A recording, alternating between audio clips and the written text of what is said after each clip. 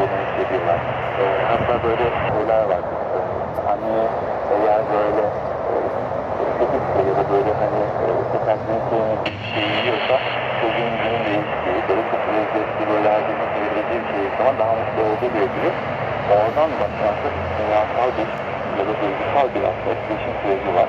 Ve bebekten itibaren de baktığımız zaman anneyi anlaması, annenin onu anlaması, yani ağladığında annenin onu anlayıp emdirmesi ya da işte altını değiştirmesi ya da mutlu olduğunda doğru anda bütün gülümsemesi, yavaş yavaş o sosyal konuşmaya başlaması ya da sesler çıkararak aslında algılayarak farklı gelen ve anlamsız seslerle karşısının dikkatini çekmeye çalışması. Aslında bu bir 12 aya kadar normal bir bebeğin yapması gereken bir tema.